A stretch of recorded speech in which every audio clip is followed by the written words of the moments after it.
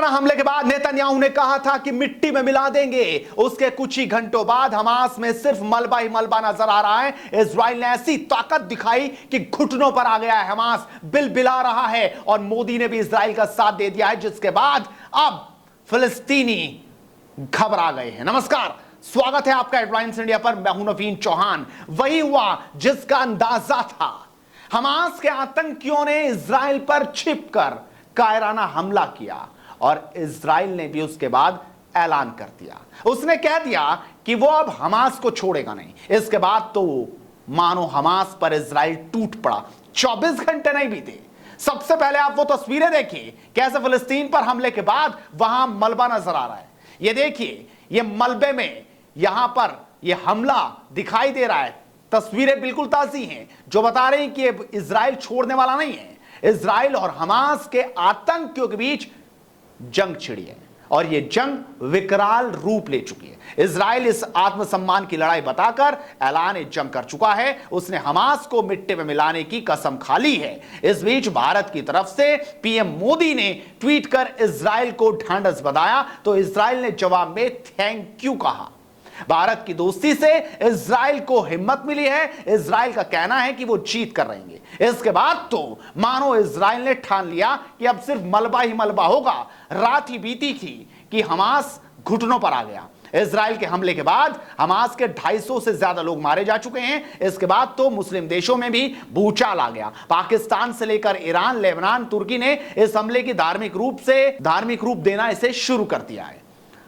सबसे पहले आप देखिए नेतन्याहू ने क्या कहा, फिर आपको दिखाते हैं कि बाकी और लोग क्या कह रहे हैं इस पर। नेतन्याहू ने चेतावनी देते हुए कहा कि उन सभी जगहों पर जहां हमास तैनात है, छिपा है, उन्हें हम मलबे में बदल देंगे। मैं गाजा के निवासियों से कहना चाहता हूं कि उस जगह को छोड़कर चले जाएं।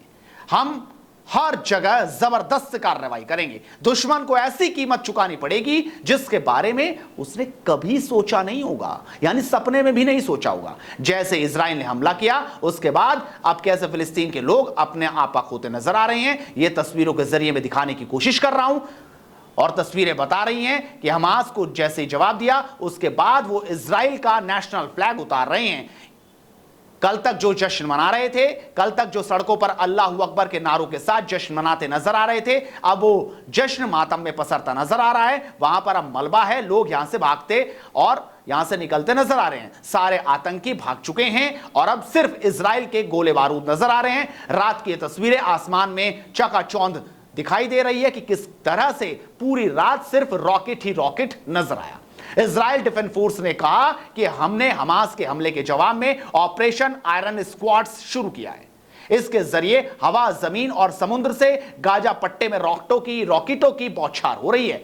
इजरायली वायुसेना ने आधिकारिक ट्विटर अकाउंट से कहा कि वायुसेना के दर्जनों लड़ाकू विमानों ने पूरे गाजा पट्टी में आतंकवादी संगठन हमास के 17 सैन्य परिसरों और 4 हेडक्वार्टर पर हमला किया है।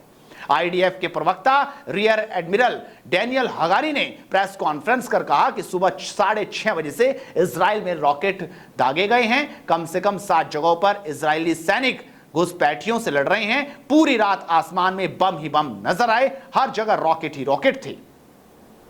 इस जंग के बीच अमेरिका के राष्ट्रपति जो बाइडेन ने भी अपना बयान दे दिया है। वो क्या कह रहे हैं, जरा उस पर आप गौर कीजिए।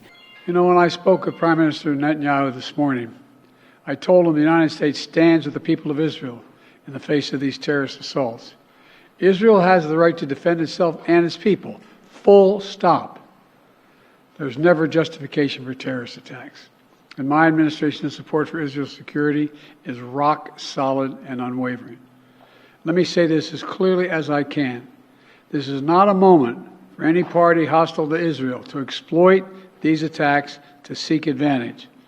The world is watching. यानी अमेरिका भी इजराइल के साथ चट्टान की तरह खड़ा हो गया। भारत ने तो तुरंत ही इजराइल का साथ दिया और कहा कि हम आपके साथ खड़े हैं इस घड़ी में। और इजराइल अब छोड़ने वाला नहीं है। हालांकि चारों तरफ से जो भी देश उसके खिलाफ हैं वो इजराइल को घेरने की कोशिश में है। लेबनान ने तो हमला तक कर दिया, लेकिन इजराइल इतनी आसानी से कभी पीछे हटता नहीं। अगर नेतन्याहू इतनी बड़ी बात कह रहे हैं तो आप समझ सकते हैं कि अब मलबा ही मलबा नजर आएगा और अब जो खुशियां मना रहे थे वहां पर वो तरसेंगे उन खुशियों के लिए उन तस्वीरों को देखेंगे जो मलबे की होगी। आप अपनी राय रखिए और लगातार हेडलाइंस इंडिया के साथ जुड़े रहिए, क्योंकि मुद्दे की बात इसी तरीके से बदस्तूर जारी रहेगी। नमस्कार।